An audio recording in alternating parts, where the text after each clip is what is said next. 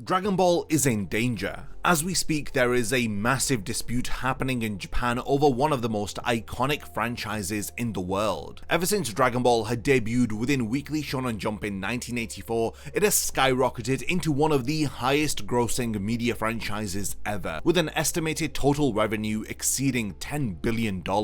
As you know, when large sums of money are involved, corporations are very quick to fight over who controls the bigger piece of the pie. The future of the Dragon Ball series is hanging in the balance due to a fierce dispute over ownership rights. This is a conflict that has been brewing for over a year and has only intensified following the passing of Akira Toriyama. So what exactly is happening with Dragon Ball? Who is Akio Iyoku, and why has he ignited a rights battle with Shueisha, the manga publisher behind Dragon Ball and Dragon Ball Super? In this video, I'm going to be diving deep into all of the details of this heated dispute between Shueisha, Bandai, Toei, and Akio Iyoku over the ownership rights and future direction of the Dragon Ball franchise. Be sure to stick around until the very end of this video as I'll reveal what this means for the future of the Dragon Ball Super manga and any potential anime adaptations. It is pretty insane what has been going on, but by the end of this video you'll understand the behind the scenes drama that has stalled the continuation of the Super anime, and why Dragon Ball Daima hasn't received a significant marketing push, and why Shueisha's actions might not be in the best interest of the series. Plus, find out how Akio Iyoku, the man who Toriyama seemed to have trusted the most with Dragon Ball, is fighting back against these big corporations. Since Dragon Ball had started its serialization in 1984, it has become a monumental success which has captivated fans worldwide with its anime adaptation,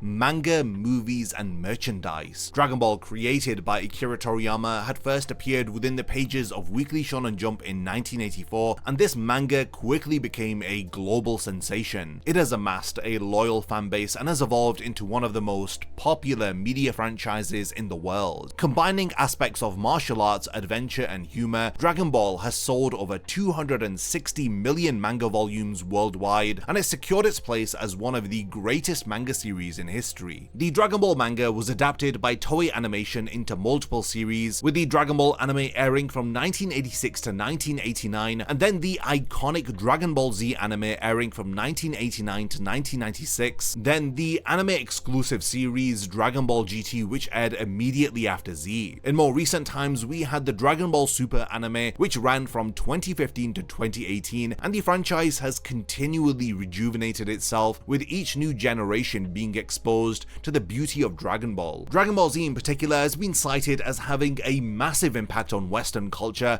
and it's often credited with helping to popularize anime outside of Japan. The Dragon Ball franchise over the years has evolved into multiple movies, along with merchandise and video games, and overall the franchise generates billions of dollars in revenue. There are multiple companies involved who are taking a piece of this pie. The ownership of Dragon Ball is a bit complicated as it involves multiple companies, with Shueisha being the ultimate rights holder. The series was originally created by Akira Toriyama and it was published by Shueisha in their magazine Weekly Shonen Jump, and it started in 1984. Shueisha handles all of the rights which are related to Dragon Ball, which means that they are responsible for licensing and distributing the franchise across all of the different media. For example, they were responsible for handing Toei Animation over the rights to produce anime adaptations of the Dragon Ball manga, while Bandai handles all of the merchandising rights for the series, and this in theory helps to create a robust ecosystem which supports the Dragon Ball brand. Toriyama, while he is the creator and the influential figure behind Dragon Ball,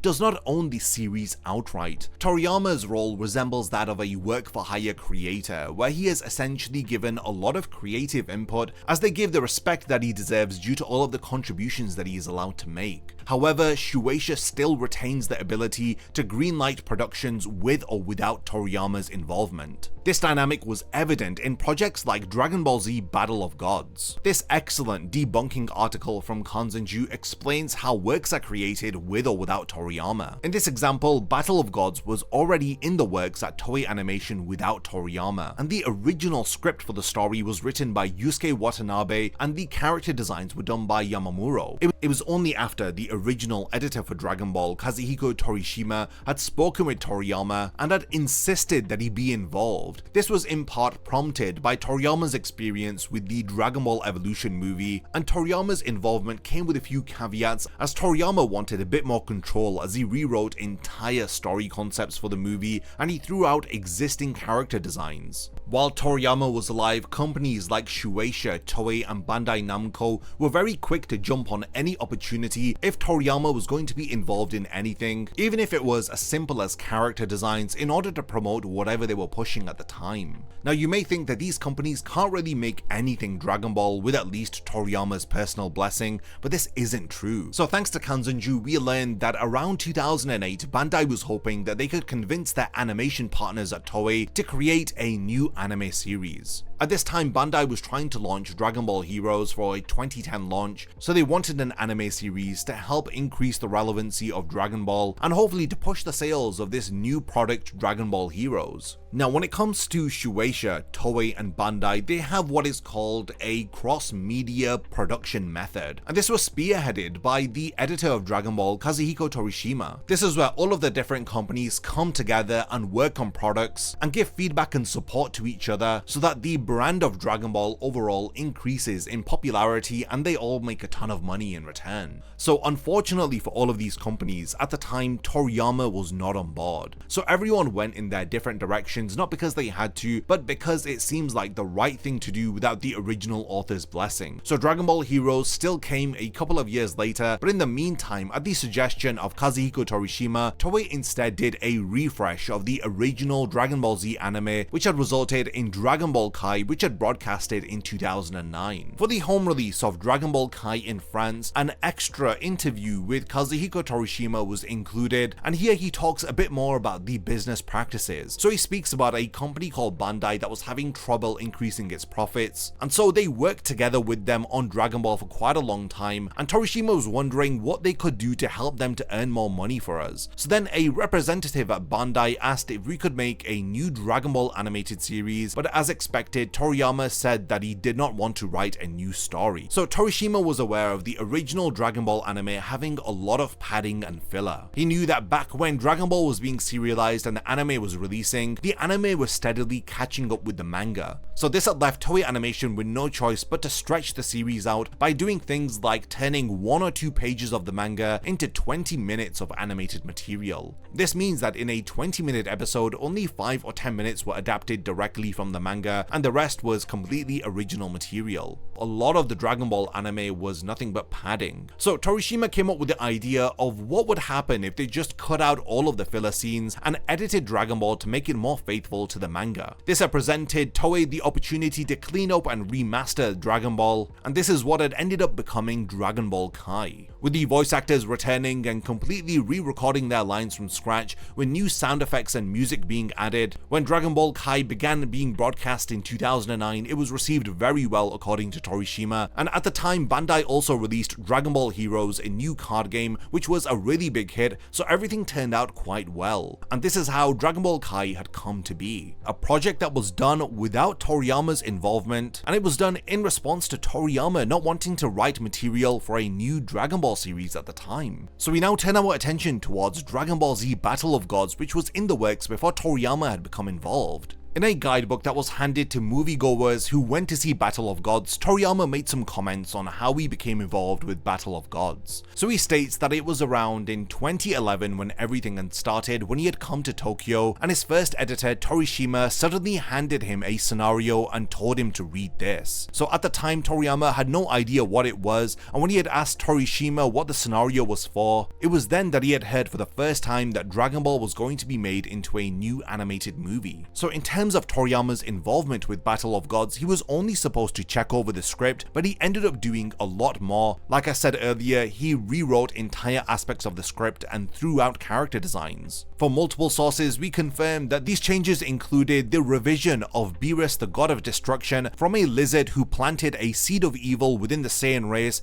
into his Egyptian cat-like design, as well as the Super Saiyan god form being changed from a bulky caped hero into the more slender, streamlined red-haired design that Toriyama had done. as Toriyama had scaled back the overwhelming good versus evil scenario which was written for Battle of Gods. The original story was supposed to be centered around Krillin and Android 18's wedding, but this was changed to Bulma's birthday party, as well as multiple other changes which Toriyama made to the script of Battle of Gods thanks to his involvement. As you already know, after the Battle of Gods movie, there were multiple story arcs and movies made centered around Dragon Ball Super, and they've had different levels of involvement from Toriyama, with him providing original ideas, designs, as well as scripts, and additionally even Dragon Ball Daima, which is releasing in October of this year. It's been marketed as having a lot of heavy involvement from Toriyama himself, but apparently Dragon Ball Daima is another example of an anime work which was not originally conceived by Toriyama. So again, Toei Bandai and Shueisha decided they're going to do a new anime series, thus giving Toriyama the option to be involved or not be involved. At the Tokyo Anime Award Festival in 2024, Toriyama achieved the Lifetime Achievement Award. Following his death, Toriyama's comments were released on him achieving this award, so he states that apparently Dragon Ball Daima will be happening in 2024. This was originally supposed to be made as an anime original series without his input, but during the production he has given great pieces of advice here and there, and as always Toriyama ended up getting majorly involved with Daima, but this time he's created not only the story but the world, the characters, the mech designs, and all sorts of things for Daima. So it's going to be a mixture of different things, and it's not just going to be intense action, so he's really hoping that Dragon Ball fans across the world enjoy Daima. So I hope that this is cleared up that Shueisha is the primary rights holder of Dragon Ball, and the company continues to oversee the direction of the franchise and the distribution, thus ensuring that Dragon Ball remains relevant and a profitable brand. And Shueisha has a close connection with Toei and Bandai when it comes to Dragon Ball, and we look at Bandai Namco's sales for the Dragon Ball IP. From 2008 to 2014, it was averaging around 3 to 6.4 billion yen, and then with the advent of Dragon Ball Super in 2015, everything skyrocketed for Bandai Namco.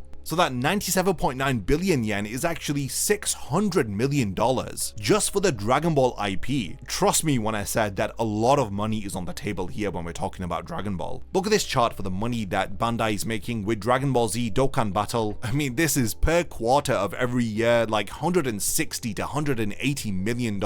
And in total, across Dokkan Battle and Dragon Ball Legends, Bandai has made over $5.5 billion from these mobile games. Now, recent developments have complicated things between Bandai, Toei, and Shueisha, as Akio Iyoku, the former head of the Dragon Ball room at Shueisha, has left Shueisha in order to form a new company called Capsule Corporation Tokyo. So I want to now dive into what exactly Capsule Corporation Tokyo is, what was the Dragon Ball room, and who exactly is Akio Iyoku. So he is a prominent editor in the manga and anime industry. He is known for his contributions to the Dragon Ball series, and for the most part, Iyoku has had a strong connection with Shueisha, where he had held very influential positions within the company. He was the editor-in-chief of V-Jump and Saikyo Jump, two of Shueisha's very popular manga magazines alongside Weekly Shonen Jump, and over the years, Iyoku has helped to shape the content and direction of the Dragon Ball series, as he's played a huge role in a variety of different Dragon Ball projects. He was the coordinator for the 2011 anime adaptation of Dragon Ball episode of Bardock. He had helped with the promotion of Dragon Ball Z Battle of Gods at Jump Festa 2013. He has been credited as the executive producer of the Dragon Ball franchise. So while things were good with Akio Iyoku, Shueisha had decided on a new initiative called the Dragon Ball Room,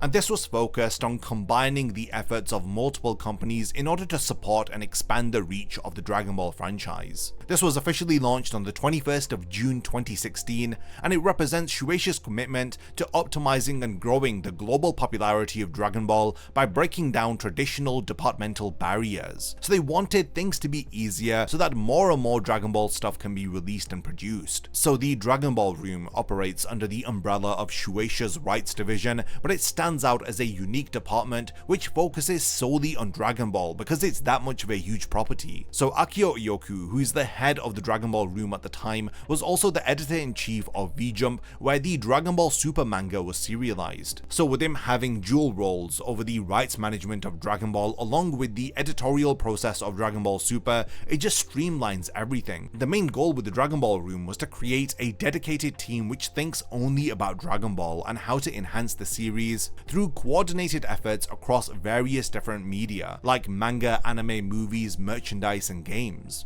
Toriyama, the creator of Dragon Ball, expressed his support for the Dragon Ball Room, stating that it allows for Dragon Ball to thrive with the help of Shueisha's staff. And in a way, it reduces Toriyama's own involvement with the franchise so that Dragon Ball can continue to remain vibrant, dynamic, and relevant.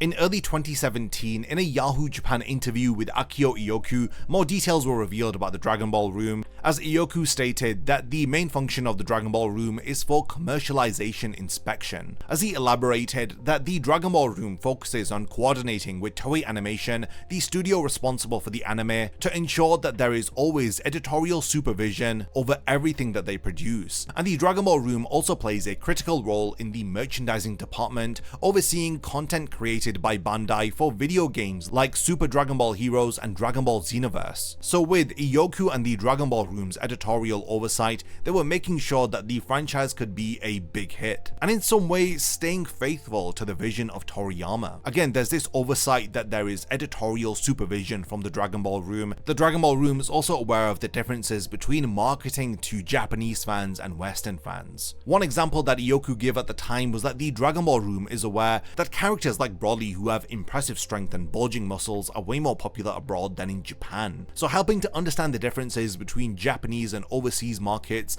helps to push the direction of Dragon Ball further. So next we have an interview from April of 2018, and this is for the Dragon Ball Super Broly movie, where the head of Shueisha's Dragon Ball Room, Akio Iyoku, was interviewed. So Iyoku is described as the head who holds together the Dragon Ball Room, which was started up in 2016, and he currently holds the role alongside his position as the editor-in-chief of V-Jump. So he is asked, how did you end up producing the new movie Dragon Ball Super Broly? Iyoku states that in 2016, Shueisha established a division called the Dragon Ball Room, which set the stage for thinking about future developments for Dragon Ball as a franchise. Iyoku expresses gratitude to his senior editors who helped to craft the original Dragon Ball manga, which is the basis for the various developments that have happened up until this point. Iyoku values how Dragon Ball is still relevant after so many years, even from a global perspective. We can't very well have Dragon Ball, which has continued up until this point thanks to his predecessors, end with Dragon Ball Super, so everyone involved in the staff was in agreement in wanting to continue the movies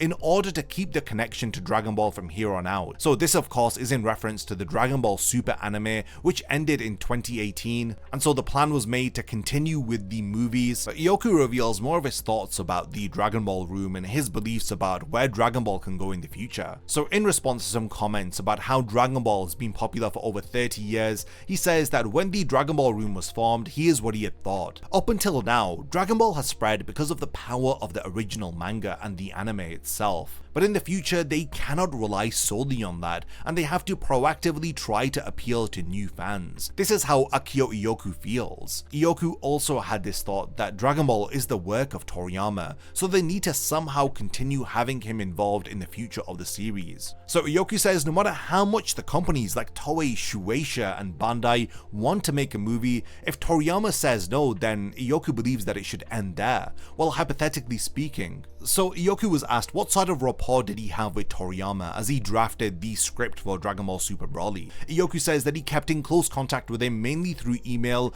and then met directly in person once every 2 months or so. And the first meeting was around spring of 2017 when he presented Toriyama with several different story suggestions for a new movie, as some of the suggestions that were presented to Toriyama were not even on his radar. But thankfully, using everything that he was given as reference, they got Toriyama to come up with the story for the new Broly movie. So once everything was set, they decided on doing a story which had involved the Saiyans, and things had quickly started to progress from there. Compared to the continuous long story of a TV anime, if you only have a 2-hour movie, it's quite easy to come up with a story which sets up and resolves within the span of 2 hours. So Iyoku writes that this may have been the reason why it was easier for Toriyama to come up with a script for it. Iyoku makes a fascinating comment here when it comes to writing for Dragon Ball. He comments on this idea of how fans are really excited whenever Toriyama is involved with a story or a script. Iyoku says that it's absolutely a given that Toriyama must be involved with Dragon Ball. While everyone knows the characters in Dragon Ball, the truth is if you want to make those characters move and to create a story with them, it may be possible, but there is a way of tweaking the characters and a unique style of delivery which is impossible for anyone but Toriyama himself to do. He says that there are just jokes and gags that Toriyama can do with his characters that nobody else can. In terms of the fights also, if you leave it to someone else, it will always end up becoming serious and gruesome. And Iyoku admits that Dragon Ball isn't really that kind of a world, and he thinks that it's because of this, because Dragon Ball isn't this dark, gritty story, that the characters have continued to have their appeal for such a long time, and that's why we identify with them when they fight and we root for them. And this is absolutely on the money. In hindsight, going back and reading Akio Iyoku's comments in the context of what's currently going on with the rights of Dragon Ball, it really does paint a picture here of a man who's dedicated to making sure that Dragon Ball remains as faithful to the author's vision. Now we skip on over to 2021 during the marketing push for Dragon Ball Super Superhero, and we see at a variety of different events Akio Iyoku has been involved with the marketing push for Superhero. Iyoku commented on the movie's title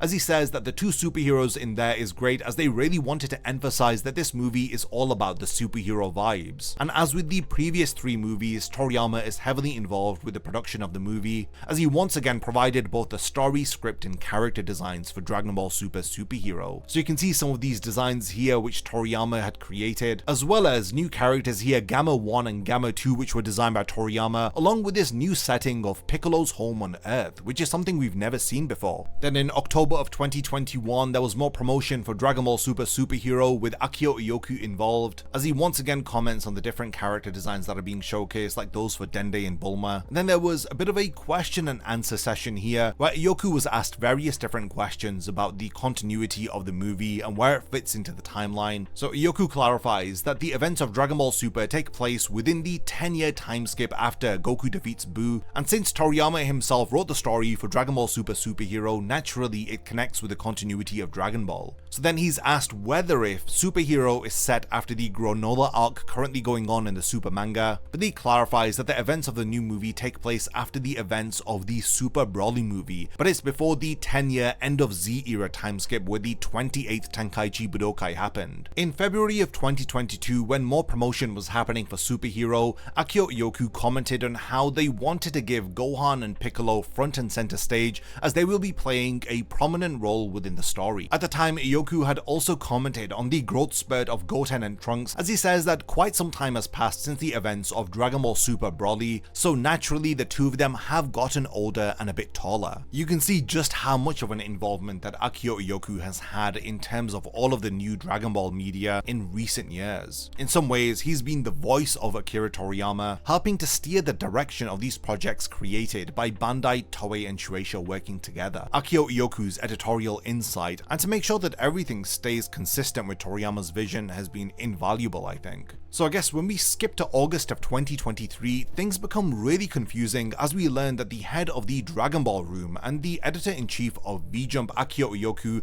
has left Shueisha in order to form a new company, Capsule Corporation Tokyo. So apparently, Capsule Corporation Tokyo was founded in May of 2023. So in this exclusive report from Bunshin Online, we learn several different details. Like Iyoku is leaving Shueisha as of August 2023, the new company is called Capsule Corporation Tokyo, and the name was decided by Iyoku himself. Iyoku has apparently planned this move for some time as he has set up the company way back in May. The new company's stated goal is to manage intellectual property content creation and distribution. Iyoku intends to recruit 2 of his prior subordinates, a man and a woman, to his new company, so Toriyama largely declined to comment to Bunshin Online, instead referring them back over to Shueisha. And Shueisha initially did decline to comment to Bunshin online, but they later acknowledged by phone that Iyoku was indeed leaving the company. According to anonymous sources within Shueisha, Iyoku's attitude and possessiveness over the Dragon Ball franchise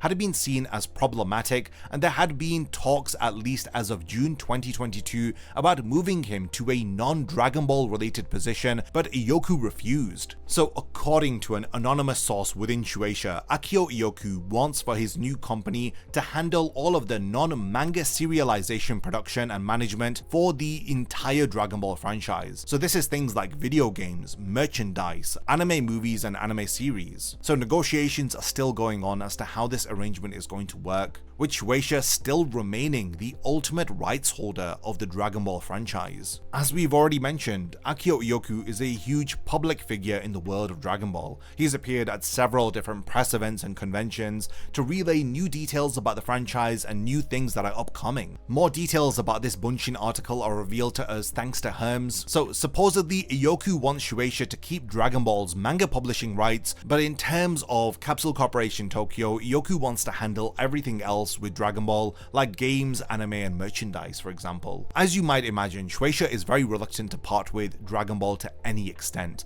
and negotiations are ongoing. So according to this Bunshin article, Shueisha has apparently confirmed that Iyoku is stepping down, but none of the particulars have been confirmed. Additional context says that Iyoku and Toriyama first met 30 years ago while both of them were working on Dragon Quest, and so they've had quite a close relationship since then, and this is the first time that I'm hearing about a connection between the two of them. So it goes to show that he's known Toriyama for quite a long time, and he clearly is someone who Toriyama trusts. Some do believe that Iyoku is a bad influence on Dragon Ball, with Anime AJ saying that Iyoku's obsessed with the past, and he's the reason why Dragon Ball continues to recycle villains and forms, because it always is this guy suggesting it to Toriyama. Future Trunks, Broly, Gohan Beast. So apparently we're lucky that these recycled ideas are made somewhat interesting thanks to Toriyama's input. I guess some fans are under the impression that without Akio Iyoku we would have explored new facets of the Dragon Ball universe, like talking about the first original Super Saiyan Yamoshi, which was a rumor back in 2018 before Super Broly released, or possibly a story where we explore the other universes. Fans really wanted to see an expansion of Universe 6 of Dragon Ball Super, but I don't think it's fair to say that it's because of Akio Iyoku that we've not had all of that new content. And again, from everything that I've spoken about so far in this video, it's not fair to paint him with this brush that he's had a negative impact on Dragon Ball. So next we have this article from Nikkei.com which was published on the 5th of January 2024, and it's an interview with Akio Iyoku, the president of Capsule Corporation Tokyo and the credited executive producer of the Dragon Ball franchise. So this article is about a global strategy to help Dragon Ball reach the next generation, and this was done in order to commemorate the 40th manga anniversary of Dragon Ball in 2024. Iyoku states that as the executive producer of Dragon Ball, his mission is to expand and convey what the original creator Toriyama has created. He wants to create and produce works such as anime series, movies and games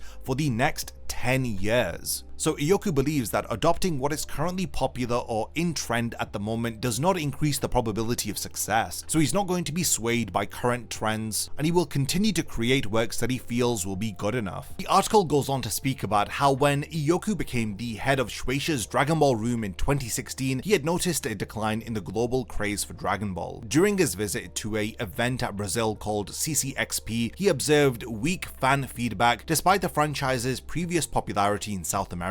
This had prompted him to do a strategic shift, beginning with the active participation in events like the 2018 Dragon Ball Super Broly movie launch. He recognized the need for a more tailored global approach, as Iyoku wanted to work in collaboration with other events like the Dragon Ball World Championships. The upcoming Dragon Ball Daima anime is set to release in fall of 2024, and this reflects this strategy as he is aiming to create a globally resonant original anime series, and hopefully Dragon Ball Daima will bring the next generation of fans into the franchise. Iyoku goes on to comment how the anime industry has become highly competitive due to the rise of streaming platforms. Iyoku emphasizes that they must not create a situation where a manga becomes anime, and when the anime is over, the content ends as is. Iyoku advocates for a sustainable model where content is continuously available to viewers, helping it to maintain long-term relevancy. He believes that successful works should be distributed globally in order to sustain their popularity across generations. Akio Iyoku emphasizes the need for a producer of Dragon Ball who can see the bigger picture and guide companies towards innovative approaches. He sees himself as a catalyst for this change, pushing for a future where Japanese content evolves beyond the status quo. And I cannot say that I disagree with him. We know that a lot of Japanese higher-ups are stuck in their old ways, and they still do not appreciate the popularity of anime overseas. So despite everything that's been going on, Akio Iyoku was welcomed to the Dragon Ball Games Battle Hour 2024 stage in late January 2024. He had hosted the Dragon Ball Daima special panel. So character designs from Akira Toriyama for Daima were showcased along with some discussion from Iyoku, and there you can see Iyoku presenting the Dragon Ball Daima special panel. This now leads us to this current situation where this article was published within Weekly Toyo Keizai magazine, and it's titled Battle for Rights After the Death of the Author. So credit goes to Super Chronicles for translating this. So there is frenzy and chaos surrounding Dragon Ball money. So the article reads, since its serialization began in 1984, Dragon Ball has remained a highly lucrative IP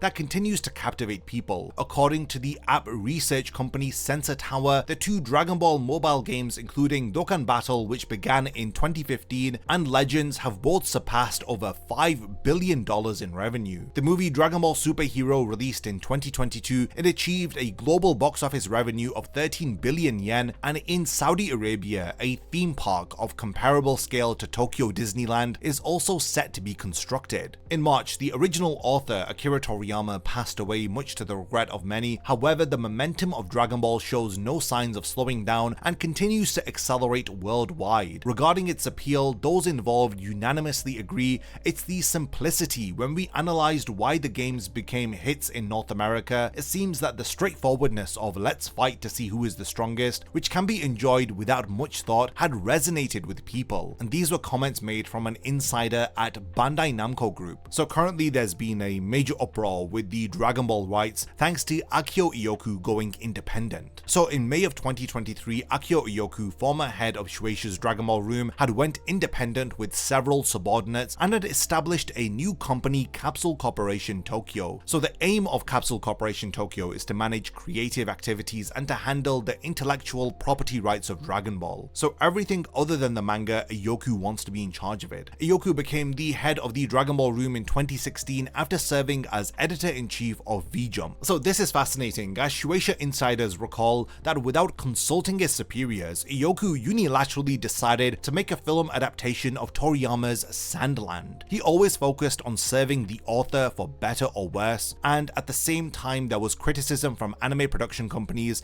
and TV networks that he had a condescending attitude. In addition to these evaluations, progress was lacking in collaborations with the metaverse and AI that the higher-ups were anticipating. As a result, in 2022, he was reassigned to a new business department, and this unwelcome transfer became the trigger, and within a year, Iyoku went independent, taking over the role of Toriyama's spokesperson on behalf of Shueisha. Iyoku's actions raised the risk of Shueisha losing its Dragon Ball rights. Toriyama sensei was also dissatisfied with Iyoku being removed as he trusted him the most. Now, the chairman of Shueisha, Horiuchi, had went directly to Toriyama's home, but he still couldn't persuade Toriyama to stay, as this had put Bandai Namco, who have been making a fortune with games like Dokkan Battle, in a difficult position. So Iyoku, who was Toriyama's spokesperson, became independent, but the rights to the manga were still managed by Shueisha, so it's unclear who to consult regarding matters related to the original work. So this is the confusion. Iyoku is in charge of the anime, the games, and the merchandise, whereas Shueisha still holds the rights to the original manga. This leaves companies like Bandai and Toei stuck in the middle, as they don't know who to go to proceed with works that are being adapted from Dragon Ball. It seems like Toriyama agreed to Iyoku leaving Shueisha and for Iyoku to have the rights for the anime, games, and for the merchandise. This is why the chairman of Shueisha went to Toriyama's home and to speak with him, but was unable to persuade Toriyama to allow Shueisha to hold on to those rights, at least for Shueisha to retain permissions to oversee oversee things related to the anime, the games, and the merchandise, which seems like Toriyama has a bit more control over than Shueisha. So apparently meetings related to Dragon Ball have been organized very vaguely, with all relevant parties being invited, which subtly included both Iyoku and Shueisha representatives, thus making coordinating different Dragon Ball projects very stressful. And these are comments made by a Bandai Namco insider. Toriyama's passing had occurred during this battle over rights, and the discussions have continued without the original author, and the disputes have been ongoing and still remain unresolved. As noted by a Shueisha employee, some industry executives are looking towards a resolution which involves Toriyama's family, as they say that it depends on how Toriyama's family feels about it. The question remains who will ultimately take the lead in managing Dragon Ball, this massive IP. The future of Dragon Ball at the moment still remains unclear. There's so much to unpack here, but I want to talk about this Shueisha insider who's talking about Iyoku going behind Shueisha's back to greenlight an adaptation of Sandland, which honestly is not a bad thing. He's trying to paint Iyoku out as a bad guy. I mean, they actually worded here, he always focuses on serving the author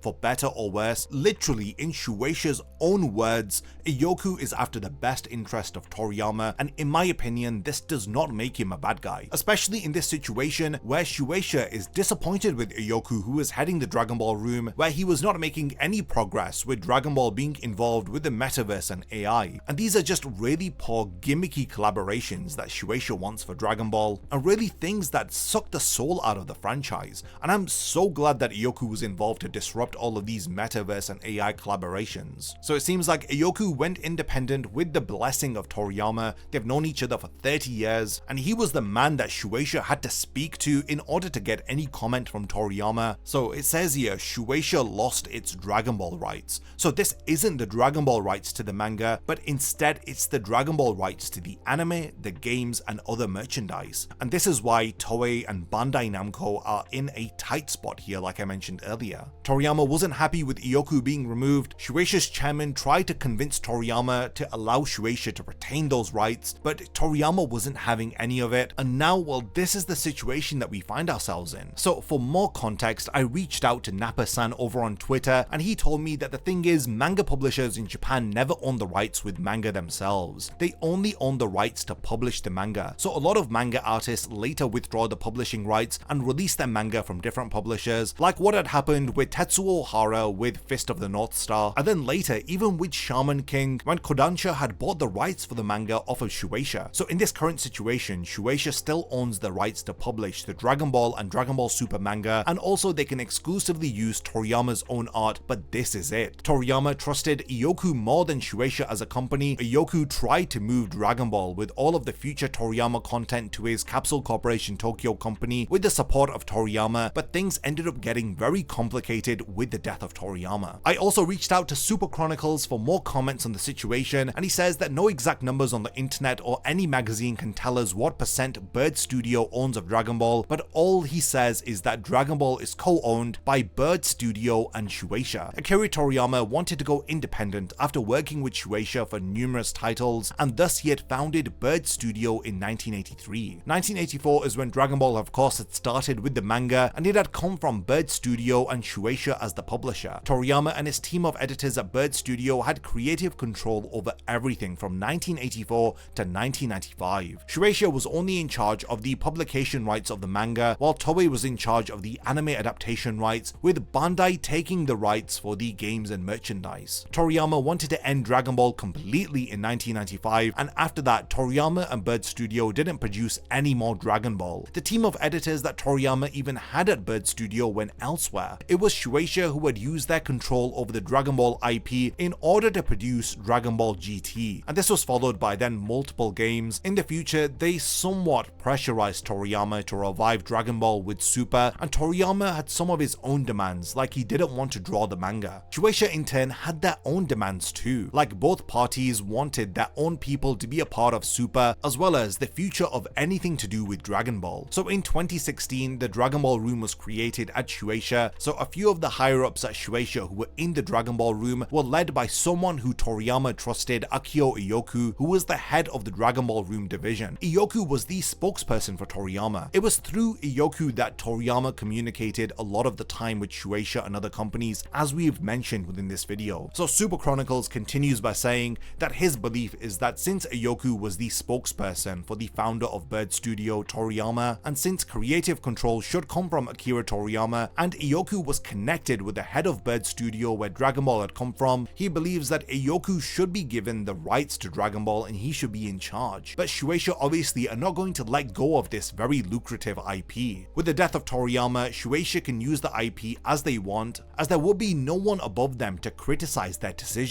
At this point, I think it's possible that Akio Iyoku can use his relationship with Toriyama and start a brand new Dragon Ball story in anime form, which is completely unrelated to Dragon Ball GT and even Dragon Ball Super. And in parallel, Shueisha can still continue producing Dragon Ball Super as a manga. So yeah, you've got these two different entities creating Dragon Ball works which are separate from each other, and this is what's leading companies like Bandai and Toei to be confused and stuck in the middle. And it's this indecision which is stopping Bandai and Toei from proceeding any further. This is why we've not really had a Dragon Ball Super anime sequel, and why the Dragon Ball Super manga has actually stopped is probably because of this. Now, if all of the rights to Dragon Ball go to Capsule Corporation Tokyo, this includes the rights to the Dragon Ball manga, then there's a chance that Shueisha might restrict them from using Super related things, since Dragon Ball Super was basically Shueisha's idea and not Bird Studios. So if Capsule Corporation Tokyo take the rights to everything, Shueisha would still have the rights to the original Dragon Ball manga and for the Dragon Ball Super manga, since that was published by them, but anything coming in the future is by Capsule Corporation Tokyo, it seems. So it seems like Toriyama had helped Iyoku to create Capsule Corporation Tokyo, and Super Chronicles and I can agree that in this situation,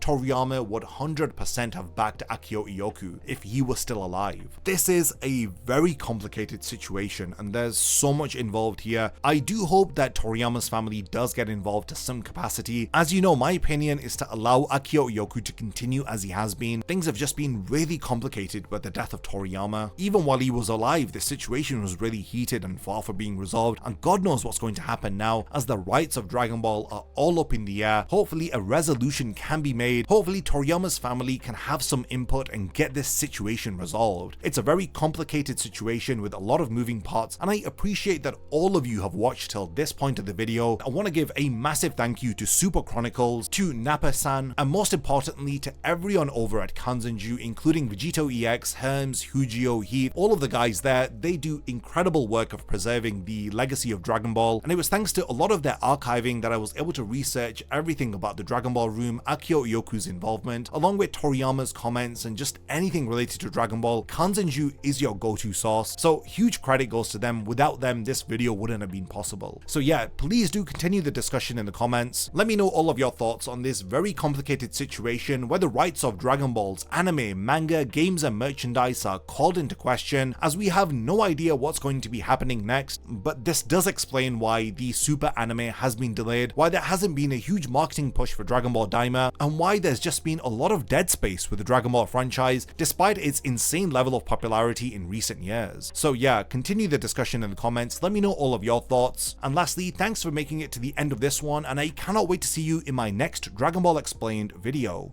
A massive thank you goes out to all of my amazing Patreon supporters for helping to make this video possible. If you also want to support the channel and see your name in the end of my videos, then check out my Patreon, which has loads of perks like early video access and so much more. Thank you for sticking around till the end of the video, and whatever you contribute will mean a lot to me.